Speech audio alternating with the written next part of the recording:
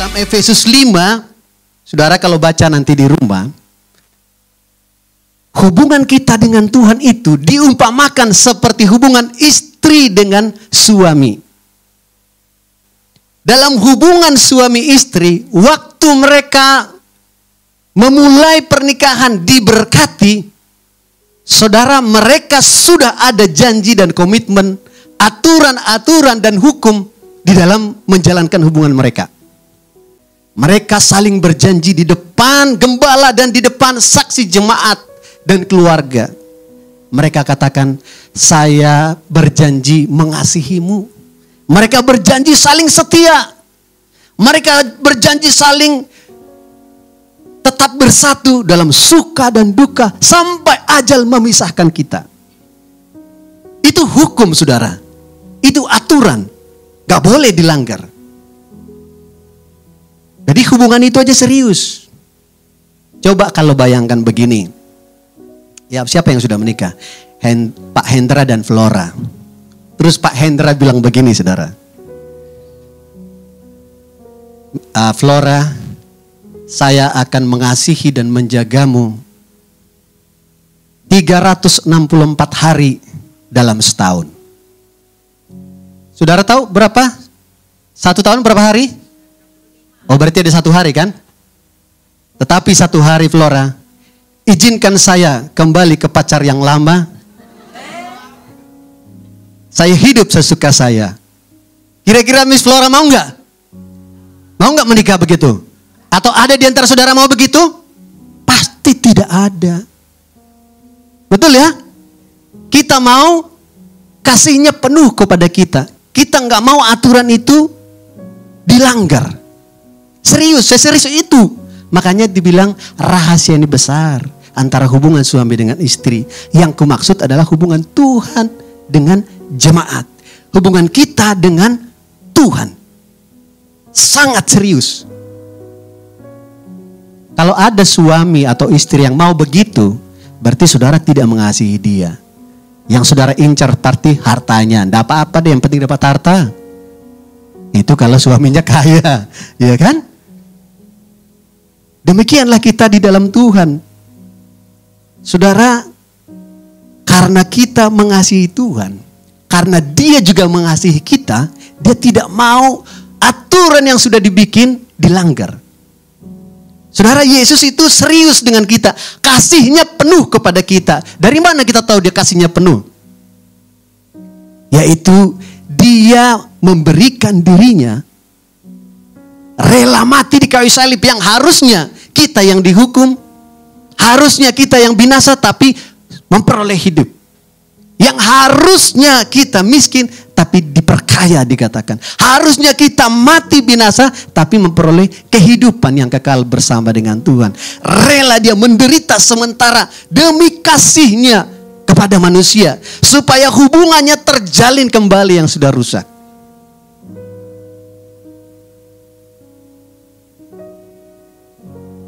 Jadi sebenarnya saudara, hukum itu atau aturan itu ekspresi kasih Tuhan kepada kita. Nah, bagaimana dengan kita? Ekspresi kasih kita kepada Tuhan adalah waktu kita melakukan aturan-aturan, melakukan hukum-hukum Tuhan, melakukan firman Tuhan. Kalau kita mengatakan saya mengasihi Tuhan, tapi kalau kita nggak melakukan firman-Nya, itu sama saja dengan bohong, saudara. Kalau suami mengatakan, saya sungguh mengasihi istri saya. Tapi kalau tidak pernah ada waktu buat istri, tidak pernah ngobrol dengan istri, tidak pernah mendengar istrinya, saya garansi istrinya berkata, suami saya tidak mengasihi saya. Walaupun suaminya ngotot, saya mengasihi istri saya, Pak. Tetapi kan tidak ada perbuatannya. Itu sama saja dengan omong kosong. Kalau mau ditanya yang benar, apakah suami benar-benar mengasihi istri? Tanya istrinya, Bu, Ibu merasa dikasihi suami enggak? Itu jawaban yang paling jujur. Tapi kalau dia bilang tidak, berarti benar-benar tidak, berarti saudara. Harus cross check, berarti harus berubah kita. Demikian juga kita dengan Tuhan. Dari mana kita tahu kalau kita tidak mengasihi Tuhan atau mengasihi Tuhan? Dari firman Tuhan. Jadi intinya kita harus bersama-sama komitmen menjaga aturan-aturan yang ada. Sama seperti suami dan istri. Supaya apa saudara? Ujungnya supaya pernikahan kita bisa nikmati. Pernikahan kita baik. Dan pernikahan kita menjadi berbahagia. Seperti yang Pak Rudi katakan tadi.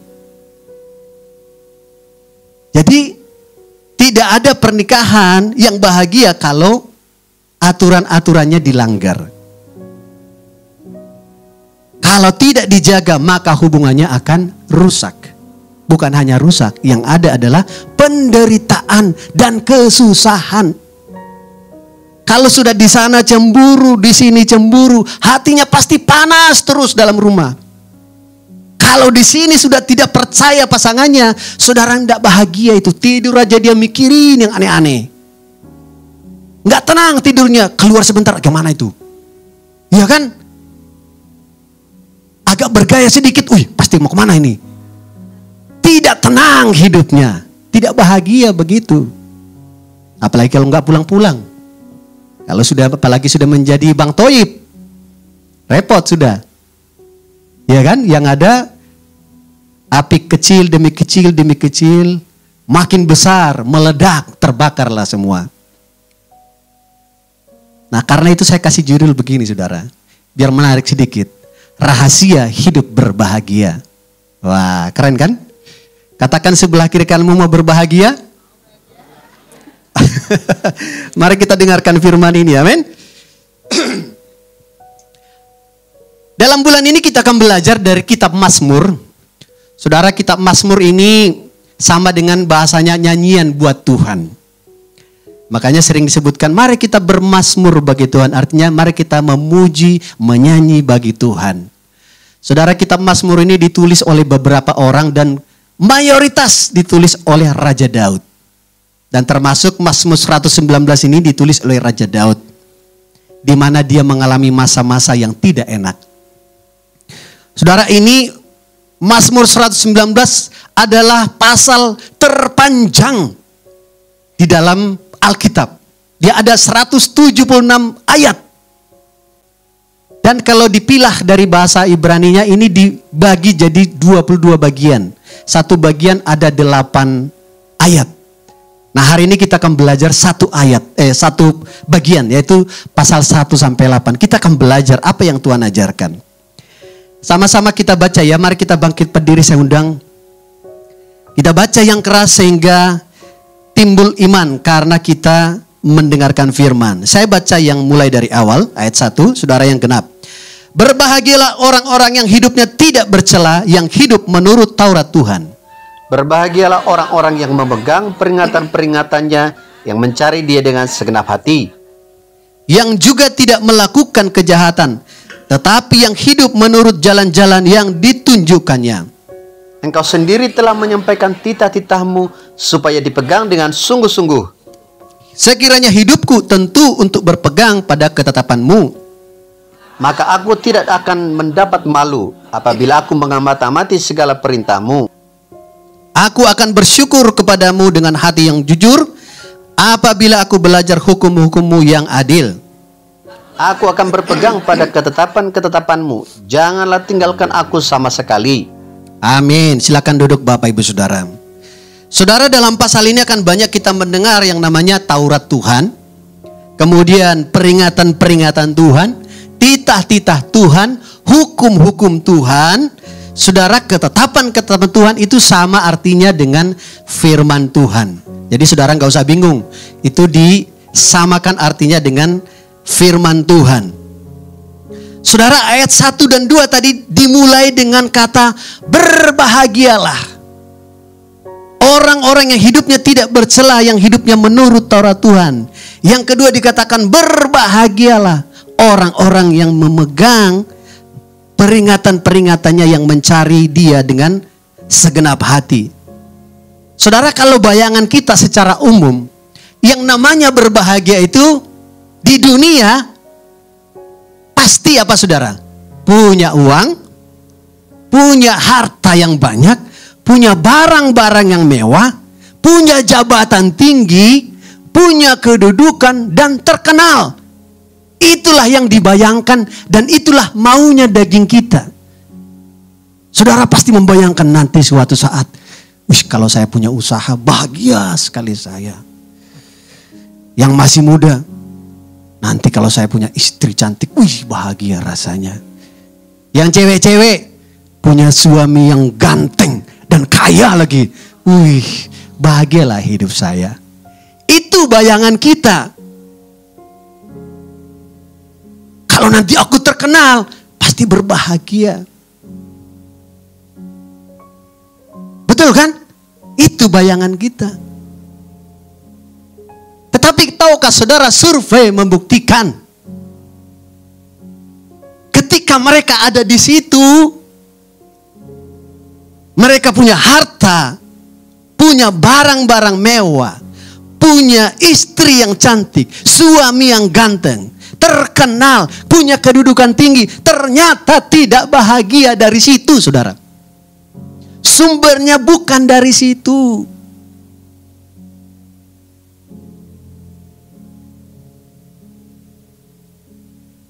Saudara, buktinya dari mana sih? Kita lihat aja. Sekarang ini kan lagi viral nih, di tahun ini sudah berapa orang sih artis yang cerai? Lagi viral kan? Saya tanya buat saudara, mereka kurang terkenal? Tidak. Apakah mereka kurang uang? Tidak. Kurang cantik? Kurang ganteng? Enggak. Kenapa bisa cerai? Berarti kesimpulannya tidak menemukan kebahagiaan. Kalau dia bahagia nggak mungkin cerai. Yang ada amarah aja, kesal aja, ketemu istrinya, ketemu suaminya. Akhirnya kita pisah saja daripada mumet meruwet sekali di rumah ini. Kan itu yang terjadi. Gak mungkin ada bahagia-bahagia kita bisa aja ya. Nggak ada, saudara. Yang ada tuh, aku akan hidup semati. Saya hidup semati. Jangan pernah meninggalkan aku sedetik pun. Woi, kan gitu kan. Kemana-mana ikut sama-sama. Itu tanda-tanda orang bahagia. Makanya kalau ke mall istri, jangan ditinggal suaminya. Kalau kemana-mana istri sendirian, itu bahaya itu. Pertanyaannya buat kita, apa sih rahasianya Pak untuk kita berbahagia? Nah ini firman Tuhan katakan tadi. Yang pertama, hidup mentaati firman Tuhan. Kelihatannya kontroversi dengan pikiran kita pasti. Kok gak nyambung sih gitu ya. Tapi inilah firman Tuhan. Hai anak-anak muda yang membayangkan yang aneh-aneh, yang terlalu jauh membayangkan kebahagiaan dari dunia ini. Itu semua tidak benar. Hidup bahagia itu waktu kita mentaati firman Tuhan. Sama-sama kita baca yuk 119 ayat 1 tadi. 1, 2, 3. Berbahagialah orang-orang yang hidupnya tidak bercela, yang hidup menurut Taurat Tuhan. Amin. Di terjemahan bahasa Indonesia sehari-hari lebih mudah begini. Berbahagialah orang yang hidupnya tidak bercela dan taat pada hukum-hukum Tuhan. Saudara, zaman ini namanya apa saudara? Era apa sekarang kita ini? Era sekarang ini namanya era postmodern. Bukan lagi modern. Postmodern. Ciri-cirinya apa saudara? Mereka menghidupi hidupnya sesuai dengan perasaannya sendiri. Berjalan sesuai dengan cara berpikirnya sendiri. Tidak lagi percaya Alkitab, saudara. Bahkan Alkitab sebagai kebenaran pun itu dipertanyakan. Itu gak benar, gak cocok dengan pikiran saya. Jadi segala sesuatu dicocokkan dengan pikirannya. Kalau gak cocok dengan pikiran saya tidak mau percaya. Makanya kenapa tiba-tiba timbul LGBT sekarang? Kenapa? Ini kan kita sama-sama suka. Kenapa? Enggak boleh.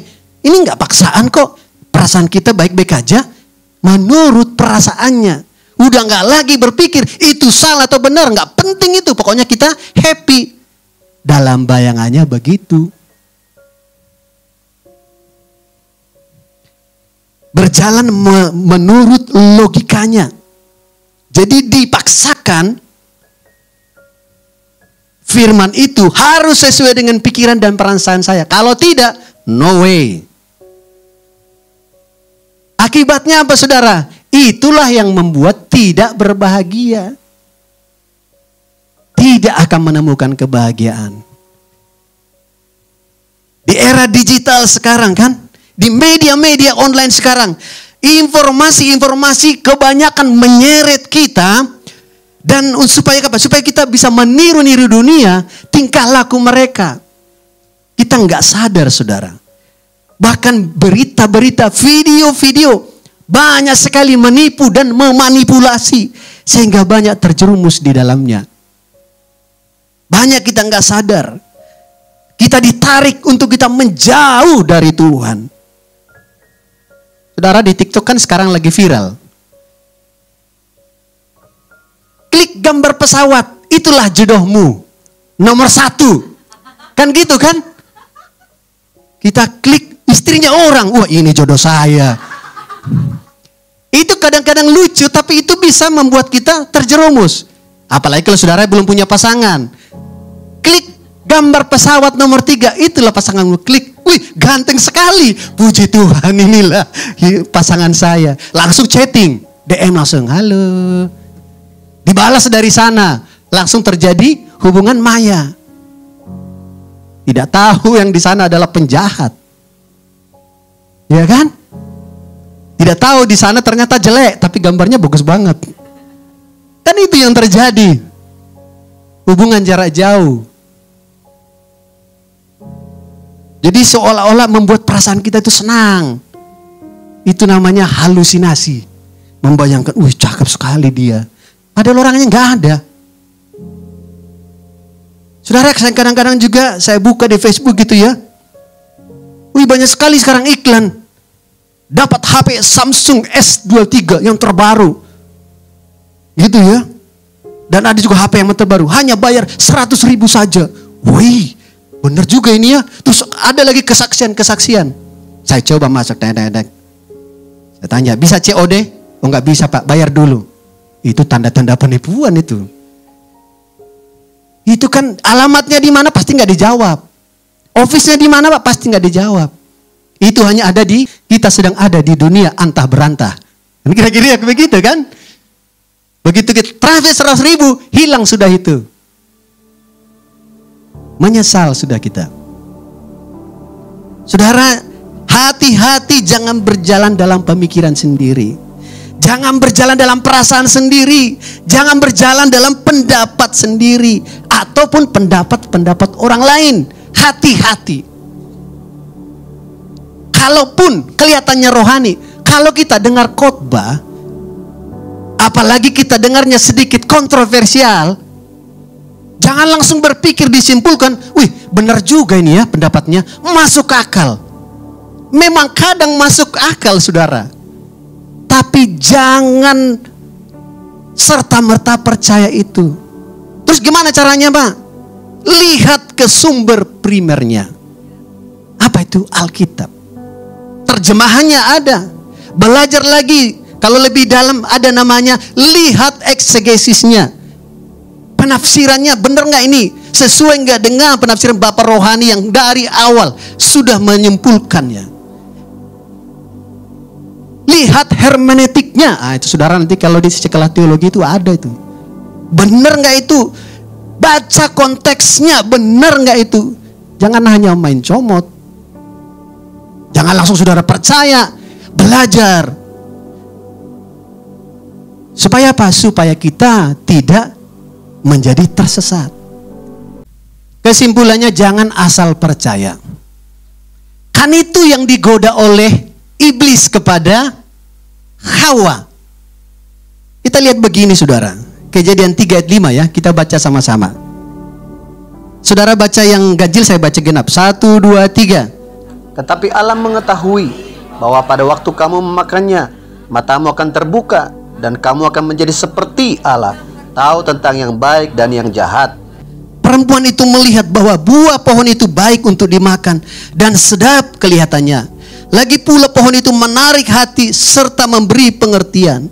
Lalu ia mengambil dari buahnya dan dimakannya dan diberikannya juga kepada suaminya yang bersama-sama dengan dia, dan suaminya pun memakannya. Saudara, tawaran iblis membuat apa? Hawa itu memikirkan, wih, langsung bahagia dia. Saya akan menjadi sama dengan Allah. Wih, berarti saya punya otoritas. Saya akan punya kuasa. Membayangkan nanti saya juga, kalau saya bilang jadi, akan jadi. Masa Tuhan aja bisa? Kan itu bayangannya, kita akan menjadi sama. Saya juga akan menjadi pemilik pohon ini, pemilik taman ini. Itu bayangannya dia, karena ditawarkan kedudukan yang tinggi. Tetapi apa yang terjadi, saudara? Itu membuat dia menjadi terjerumus, membuat dia kena hukuman dan penderitaan. Kenapa? Karena pikirannya sudah melawan Tuhan. Ingat tadi, Tuhan itu serius dengan kita. Selalu ada konsekuensi di dalam hidup kita. Jadi kebahagiaan menjadi sirna. Jadi rahasia berbahagia yang pertama adalah hidup menurut jalan Tuhan. Tuhan Yesus sendiri berkata di Yohanes 15 ayat 10 sampai 11 berkata, dia berkata begini, jikalau kamu menuruti firman-Ku, kamu akan tinggal di dalam kasih-Ku, seperti aku menuruti perintah Bapa-Ku dan tinggal dalam kasih-Nya. Semuanya itu Kukatakan kepadamu, supaya sukacitaku yang ada di dalam kamu dan sukacitamu menjadi penuh. Yesus berkata dia punya sukacita penuh. Kenapa dia punya sukacita penuh? Karena dia ada bersama-sama dengan Bapa. Karena dia melakukan perintah Bapa. Makanya walaupun kita lihat Yesus menderita di dunia, tapi di dalamnya bersukacita. Itu yang membuat dia kuat. Yesus berkata, kalau kau mau sukacita yang kupunya juga ada di dalam kamu, tinggallah dalam aku, turutilah perkataanku, maka sukacitamu akan penuh. Ada amin.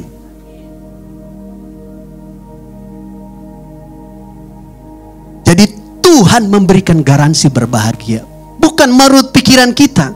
Kalau bukan, Tuhan berkata, waktu kamu melakukan, gak usah dipikirin, pasti langsung kamu akan berbahagia. Berbahagia dari mana, Tuhan? Aku yang akan membuat kamu berbahagia.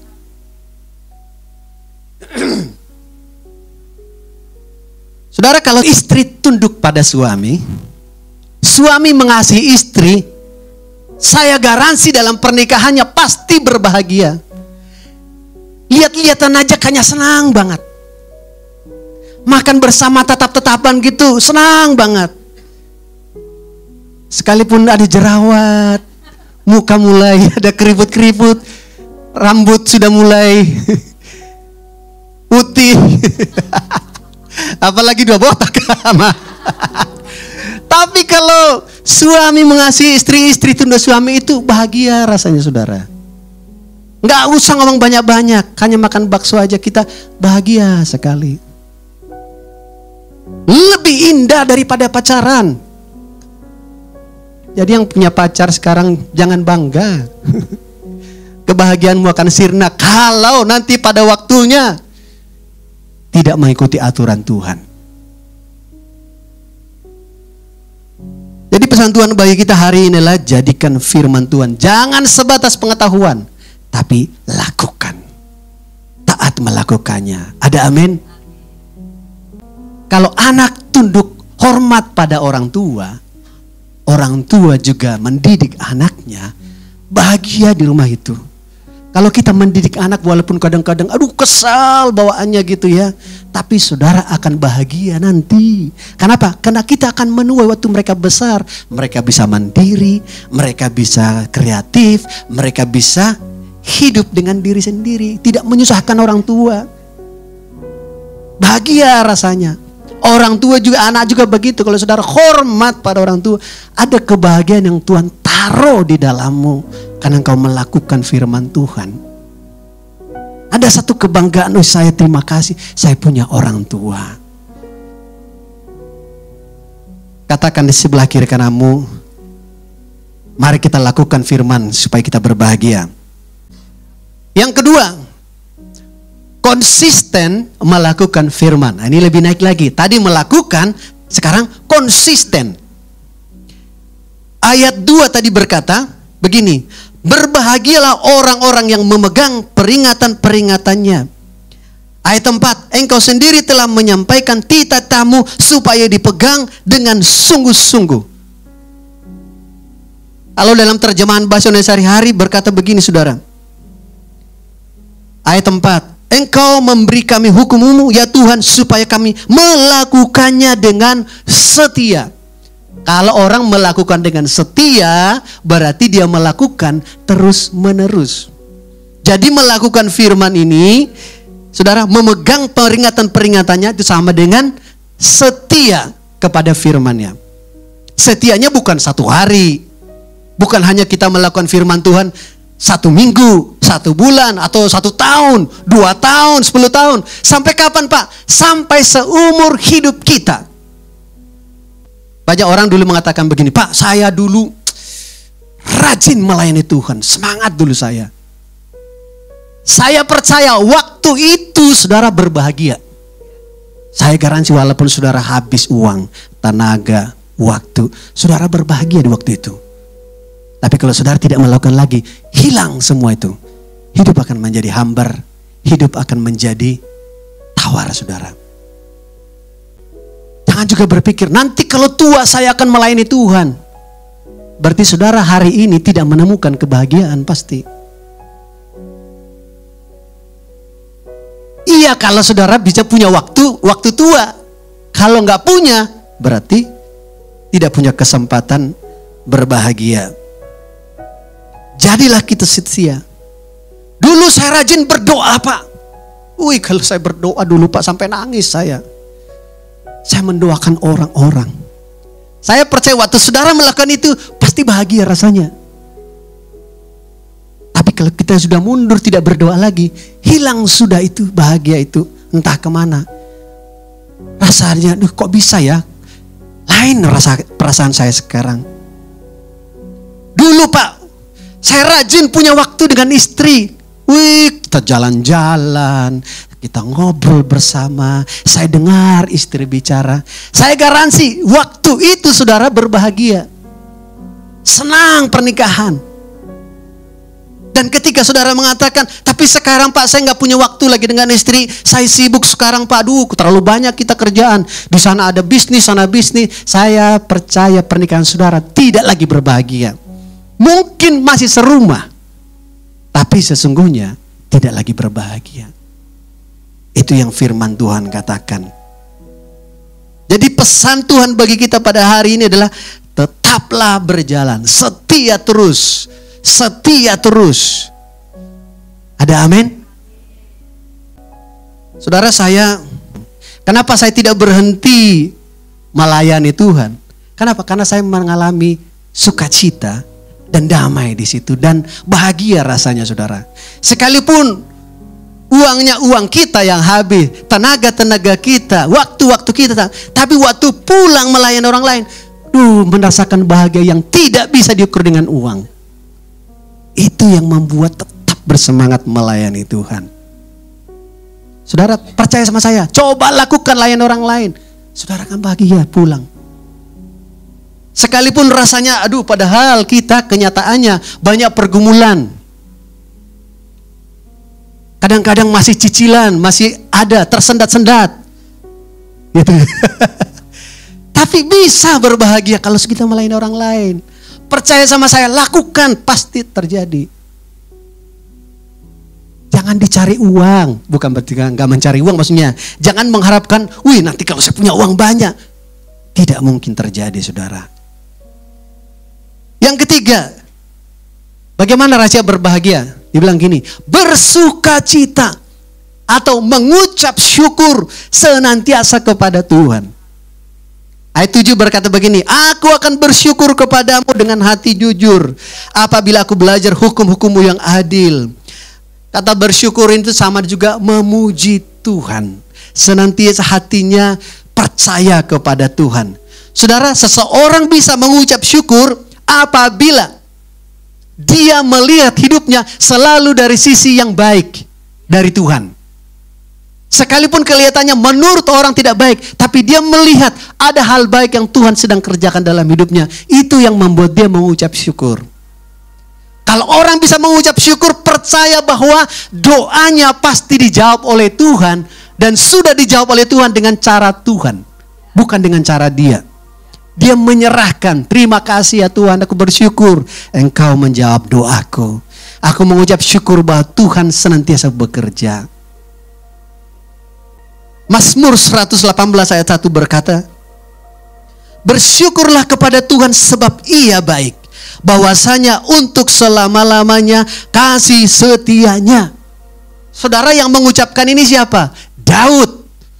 Saudara, waktu Daud menyampaikan ini, dia hidupnya nggak sedang baik-baik. Daud ini kan hidupnya pertama sudah dilupakan orang tua. Kerjaannya menggembalakan domba di padang belantara. Sementara kakak-kakaknya dipercaya sebagai prajurit-prajurit tentara Israel. Itu zaman dulu tuh kebanggaan.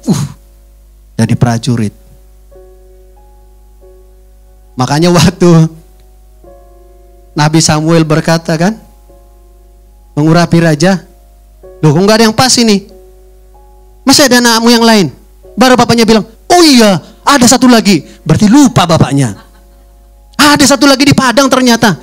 Padahal dari awal bilang kumpulkan semua anakmu. Enggak dihitung saudara. Sedih enggak itu? Sedih banget. Saya percaya Daud pasti mendengar juga itu. Wih, akan ada pemilihan raja. Wih, diurapi. Tapi enggak dipanggil saudara. Dia sering, yang kerjanya apa? Mengantar makanan. Bapaknya bilang, antar dulu makanan ke kakakmu, itu kan mereka lagi berperang di sana. Kasih mereka makan. Dia bawa rantang-rantang. Dari jauh, Kak, ada nasi. Udah habis, yaudah aku pulang ya. Coba saudara, udah kayak pembantu dia.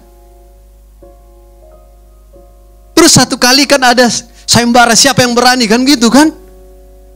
Dia maju. Dia nekat juga dia kan. Dia hanya percaya kepada Tuhan. Dia hanya alih-alih loh. Gede banget kan kalau lihat. Wih. Kalau ini melenceng ini, habis nyawa saya kan gitu kan. Tapi untung pas gini kena kepalanya dan mati. Wih, ada kebanggaan sedikit dong. Wih, Daud siapa lagi? Kemudian rakyat ini bersorak-sorai memuji-muji. Wih, Daud berlaksa-laksa mengalahkan musuh. Sementara Saul beribu-ribu. Marah Saulnya.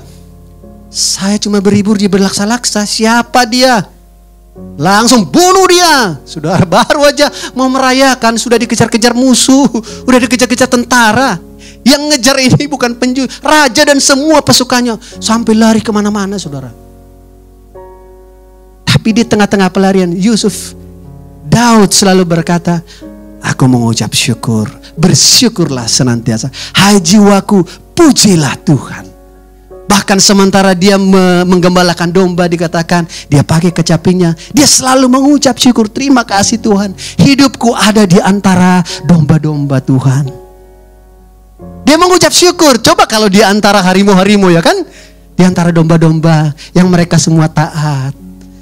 Terima kasih Tuhan, pemandangannya begitu indah di dunia ini. Terima kasih Tuhan untuk nasi putih, mungkin gitu ya. Dan sambalnya Tuhan, enak sekali rasanya Tuhan. Itu kalau mengucap syukur saudara. Dia tidak melihat kekurangannya, dia melihat kebaikannya. Waktu dia menyembah Tuhan itu, dia mengalami Tuhan. Kok bisa sih mengalami Tuhan? Apa sih yang dialami Daud? Enggak ada, dia alami sebetulnya. Tapi waktu roh Tuhan itu membuat dia berbahagia sekali hidupnya. Dia tidak memikirkan segalanya. Gak apa-apa aku gak punya apa-apa. Gak apa-apa aku gak dipanggil. Tapi aku bahagia bersama dengan Tuhan. Dia bersyukur dan dia tidak iri saudara kepada Saul. Satu kali ada kesempatan, karena dikejar-kejar, dia lari ke gua, namanya Gua Adulam. Sampai di ujung-ujung dia gelap. Datang tentaranya. Wih, matilah saya ini Tuhan. Janganlah kiranya diambil nyawaku. Tiba-tiba ada orang datang, mendekati dia di gelap-gelap. Ternyata siapa saudara? Ternyata Saul datang. Dan tidak tahu kan? Apa yang dia lakukan? Ternyata dia BAB di situ. Waduh, bau sekali saudara. Dia tahan. Untung gak dia bersin. Untung gak muntah dia kan. Coba kalau dia muntah, habis sudah dia. Tapi dia kasih kesempatan, dia potong jubahnya Saul. Dia gak bunuh. Karena dia percaya orang yang dipilih Tuhan adalah orang yang diurapi Tuhan. Dia tidak pernah mengata-ngatai Saul. Dia tidak pernah mengata-ngatai pemimpin. Itu yang bagus. Sampai keluar, Rajaku Saul, lihat ini. Kalau aku mau membunuhmu, dari tadi aku sudah bunuh. Tapi tidak, karena aku tahu engkau diurapi oleh Tuhan. Ini namanya orang yang mengucap syukur. Tidak iri kepada orang lain. Walaupun dipakai Tuhan lebih, mobilnya besar, didukung. Luar biasa kamu. Diberkati Tuhan. Saya dukung. Come on, maju terus dalam Tuhan. Orang dipromosi, saya berdiri bersama-sama dengan kamu. Gak usah bilang, saya Tuhan kapan? Gak usah pikir itu. Bersyukur aja Tuhan, terima kasih. Saya sehat hari ini Tuhan. Ada amin? Saya kalau duduk saudara bersyukur, terima kasih ya Tuhan. Saya punya istri cantik. Di tengah-tengah banyak cicilan. Tuhan terima kasih. Saya punya anak-anak yang baik. Mereka bisa sekolah. Bisa ngomong baik, lancar, punya talenta. Terima kasih Tuhan. Memberikan kekuatan untuk mengalahkan dan melawan setiap intimidasi cicilan. Gampang, kecil Tuhan pasti siapkan. Bekerja lagi, tapi bekerjanya nggak ngedumel, bekerjanya semangat. Tuhan pasti buka jalan. Ada amin? Mengucap syukur, lihat yang baik. Jangan dilihat yang di atas terus, jangan lihat di atas terus, lihat yang di bawah. Lihat banyak orang yang lebih jelek dari kita, atau hidupnya tidak lebih baik dari kita. Membuat kita mengucap syukur, ada amin? Kalau ke atas terus, waktu saudara bercermin, aduh kurang terus. Kok alisnya kurang ke atas ya? Kok kurang putih ya? Kok kurang mancung ya? Pasti begitu kan? Giginya kok kurang rata, aduh banyak sekali. Gimana kalau operasi ya? Aduh gimana kalau kecantikan ya? Aduh banyak sekali. Kok terlalu keriting, terlalu lurus, kurang pendek, kurang panjang, mukanya kurang lonjong, banyak sekali kekurangan. Tapi lihat saudara-saudara, kalau kita melihat kebaikan Tuhan, terima kasih Tuhan saya sehat. Terima kasih Tuhan, kejadianku sungguh dahsyat dan ajaib. Saya melihat di cermin, ini orang paling ganteng di dunia. Gitu. Berbahagia pasti hidupnya, amin. Haleluya. Ketika kita tidak jadi dipromosi, ketika doa-doa kita tidak terjawab, atau cicilan kita susah payah kita menyicilnya, apa yang kita lakukan? Atau sebaliknya, proyek-proyek kita banyak, posisi bagus, ada perusahaan atau saudara jabatan tinggi, masihkah kita mengucap syukur? Kalau yang di sini yang nggak lagi susah ngedumel, kalau yang posisi bagus kecenderungannya menjadi sombong. Belajar mengucap syukur, ini semua pemberian Tuhan. Kalaupun saya diberkati Tuhan, ini semua pemberian Tuhan. Kalau bukan karena Tuhan, saya pasti nggak bisa ini. Selalulah ingat kita berasal dari mana. Itu membuat kita tak rendah hati. Saya mengingat hidup saya tahu siapa saya dari awal sampai saya bertobat. Kalau Tuhan tidak menolong saya tidak bisa sampai di sini. Itu saya ingat kemanapun saya pergi, saya ingat terus itu. Itu menjaga hati saya tetap bersyukur kepada Tuhan. Saya percaya kalau kita terus memutuskan bersyukur, apalagi melakukan firman Tuhan, setia, melayani, itulah kunci kita berbahagia. Itulah kunci kita tetap bersemangat, tetap bersuka cita, dan bisa menjadi hidup seolah-olah tidak ada masalah, walaupun ada masalah. Amin, saudara. Jadi kesimpulannya, bagaimana rahasia hidup berbahagia? Yang pertama apa saudara? taati firman Tuhan, konsisten melakukan firman Tuhan, mengucap syukur senantiasa kepada Tuhan. Mari bangkit berdiri saudara.